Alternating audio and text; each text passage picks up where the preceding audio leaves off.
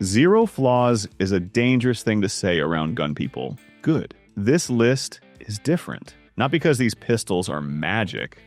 They're not. I'm talking about the guns that leave the least room for doubt. I'm talking about the guns that get closest to no regret ownership. The ones you buy, carry, shoot hard, sweat on, drag through bad range days, and 6 months later you still don't feel stupid for trusting. Most handguns look perfect under glass. Clean slide, nice grip. Trigger feels good for 30 seconds, then real life gets its hands on it. It prints, it bites, it chokes, it shoots great once, and annoys you forever after. That's where most perfect guns die. These 10 didn't. They left the least out. Not always the flashiest, not always the newest and the one at the top. It almost feels too boring to win. That's exactly why it scares me.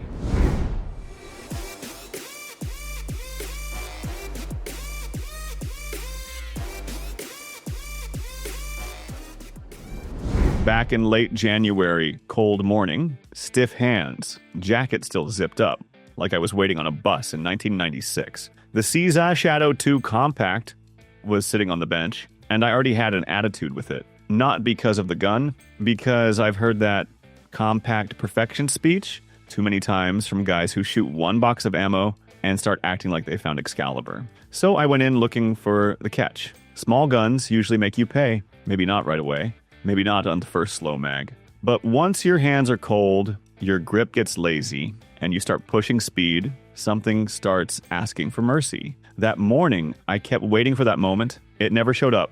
I rushed it, got sloppy with it, tried to make the Shadow 2 Compact act like a compact. It just kept moving like it had already solved the problem before I got there. Even when I pushed faster than I should have, it never gave me that moment where I had to slow down and fix something. That's not exciting. That's worse. Because exciting fades. This thing just sat there doing the job, making my suspicion look stupid. I'm not mad at the CZ. I'm mad I showed up ready for an argument and left with nothing. The gun after this made it worse because it pulled the same stunt without the fancy guy price tag. My buddy walked in with a Canik Midi SF, like he had contraband in a VHS case. February afternoon, range was busy, everybody talking too loud, brass everywhere. And here he comes, handing that pistol around, like he needed witnesses. I hated it immediately. Not the gun, the show. I've heard the Canik sermon. Great value, great trigger. Comes with half the damn store in the box. Cool. So did a lot of pistols that still felt like they were begging me not to notice the cheap parts. That, for the money line, gets old fast. Sometimes it really means lower your standards and clap. So when he shoved the meaty SF into my hand, I already had my speech loaded. Then the gun ruined it. No apology in the frame. No weird little corner that made me go, yeah, that'll need fixing. No trigger trick trying to distract from the rest of the pistol. It just felt done. Like somebody at Canik actually stayed late and finished the job instead of tossing extra junk in the case to make people feel better. I look back at him, and he had that stupid grin. Made me want to throw the mag at him because I came ready to roast a value gun. The meaty SF took the microphone out of my hand. And the next one doesn't win by price at all. It wins because confidence shows up way too fast. I threw the Walther PDP Compact on my belt one morning, expecting the usual fight. The normal dance of adjusting, testing, and waiting for something to feel off like every other pistol I try. 10 minutes in, I realized I wasn't thinking about it at all. The grip locked into my hand exactly right from the first draw. The trigger broke clean where I wanted it. The balance felt natural, and everything just worked. I ran it through a full day. Driving, bending, reaching, quick movements, and never had to fight it or second guess it. The gun stayed out of my way in the best possible sense. It just did its job like it already understood what I needed. That caught me off guard. Most pistols take weeks or months before I stop noticing their little problems. This one gave me full confidence almost immediately. No compromises I had to talk myself into. No waiting for it to grow on me. It showed up finished. I don't like how fast it earned a permanent spot in my rotation. It almost feels unfair to every other gun I've been forcing myself to carry. But if this compact already feels this complete, this early, The next ones on this list are going to be even harder to argue with. 3 pistols in a row had me doing math in my head. Trigger kit, better sights, different grip panels, maybe a spring change, maybe a plate that didn't look like it came out of a cereal box. That's what modern handguns do now. You buy the gun, then you buy the apology package. Then the Sig Sauer P226 Legion hit the counter. No fireworks, no check this out moment, just white steel and that old school Sig attitude, like it had already watched every trend come and go twice. I picked it up and the shopping list stopped. That bothered me. The first D8 pull didn't feel cute. It felt like homework from a mean coach.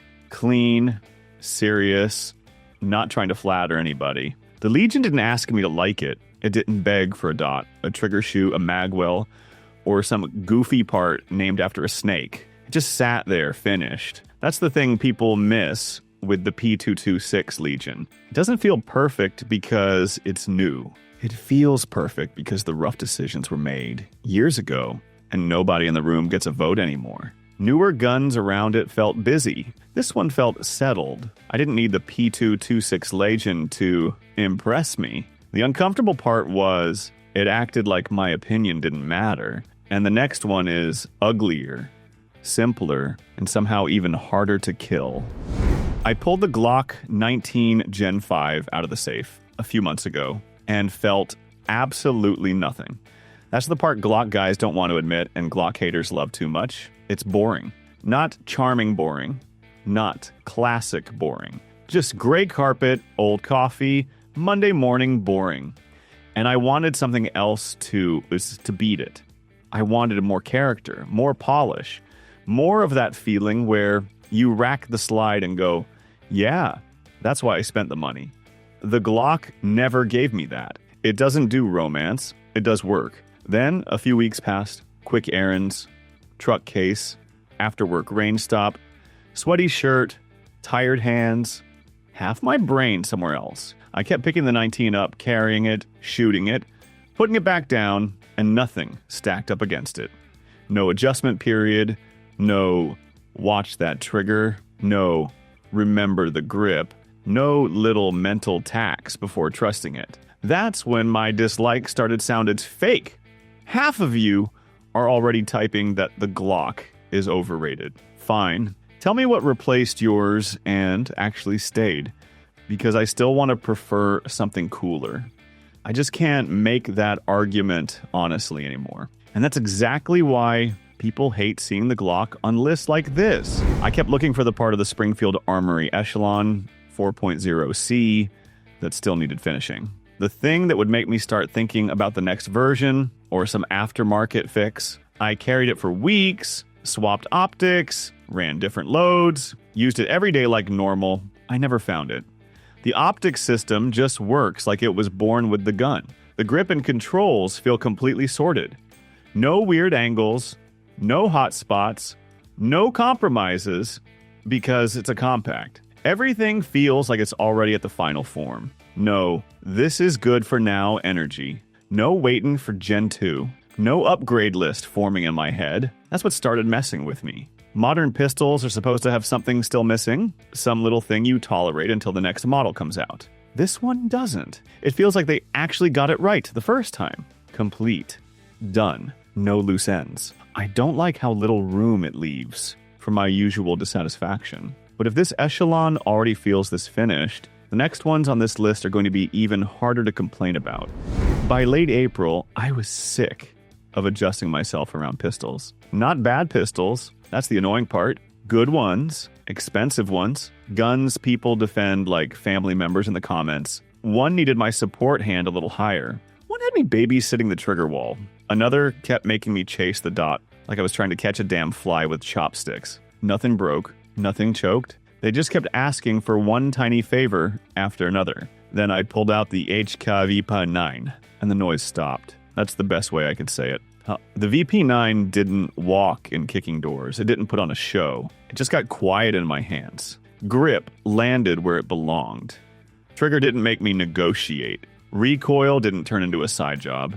Controls didn't make me shift around like I was solving a puzzle from a cereal box. HK guys are impossible when they're right. This is one of those times. I remember standing there with a half-loaded mag, irritated as hell, realizing I'd spent the whole afternoon managing pistols that wanted cooperation. The VP9 didn't want cooperation. It just settled the argument before I got to complain. One slot left in the range bag, and the table was full of newer pistols acting like they had the future figured out. Optics-ready slides, cleaner frames, lighter carry weight, all the neat modern stuff that makes a gun easy to defend online. Then there was the Beretta 92 FS Big, old, metal, sitting there like it still had a pager, clipped to its belt, and didn't care who laughed. I didn't plan on taking it. That's what bugs me. I was already reaching for something newer, something easier to justify, when my hand cut the meeting short and grabbed the Beretta. No debate, no spec check, no little courtroom speech in my head. Just grab it and go. That's when a pistol tells on you. Because when there's no time to posture, the 92 FS still makes sense. The grip lands full. The slide feels settled. The recoil has that smooth, heavy roll that newer guns keep trying to fake with springs and marketing words. That first double action pull feels old school. Yeah, but old school like discipline, not weakness. Half the internet calls it outdated. Funny how that word disappears when your hand trusts it first. I wanted the modern choice to win. The Beretta didn't ask. And what came after that is the one people really won't want to admit belongs this high. I caught myself doing it again last week. 6 in the morning, half awake, one shoe on, coffee not even working yet. I reached for the carry gun I was supposed to grab, and my hand went straight to the Taurus X4 carry again. But that little pistol has no damn business being this high. I know that. You know that. Taurus at number 2 is going to make some people act like I kicked their dog. Fine. Explain why it kept leaving the house, because that's where carry guns get judged. Not on your desk. Not in a form argument. Not in some velvet-lined safe queen fantasy. On the way out the door when you're tired, late, dressed wrong, and not in the mood to negotiate with your holster. The GX4 carry kept winning that moment. It carried cleaner than guns twice the price. Drew without drama. Shot well enough that I stopped defending it and started using it. That's the part that got under my skin. I used to have a rotation, now I don't. This thing quietly killed the whole conversation about what I should be carrying. I don't even fight it anymore. And if a Taurus already did that to my setup, the last gun on this list had better be damn near impossible to second guess. Somebody always starts at 3-guy bench like it's a bar fight with you. One's a Glock guy, one's got some flavor of the month setup, can't stop defending. Same tired lines, louder every minute. They don't anymore. They're just trying to win. Then the Smith & Wesson M and P9M0 compact show. No big entrance, no. It lands on the bench like a tool uses. And that's when the argued, because nobody had at it. Not a real one. They reach for the usual trash talk, and it falls apart. And you see it in carry classes, too. It's in range bags next to the loud guns. It's the one that stays when the trade decisions happen. People mess around all year, then they settle back in M&P because it gives them the least to argue with. That's the takeover. It doesn't take over by making noise. It takes over when people get tired. And I don't love these because settlement guns may stop paying attention. They get comfortable. They stop their own work. If 2026's winner is the gun that ends arguments, the takeover's already underway, and you don't get to feel. The M&P compact sits there like answer, and that's exactly why it bothered. So yeah, zero flaws is still a hell of a claim. But after all this, the standard gets pretty simple. Which pistols keep running when the shine wears off? Which ones don't make you fight the grip, the trigger, the recoil, or your own regret? Which ones still feel right after the honeymoon dies? That's what this list was really about. Not perfect like a brochure. Perfect like I stopped looking for excuses. Now, tell me where I'm wrong. Which one doesn't belong here? Which gun got robbed? And which pistol in your safe feels closest to no regret? Drop it below and don't sugarcoat it. I'm Steve. Trust is never permanent. Even the cleanest gun on this list can still get exposed on one ugly day.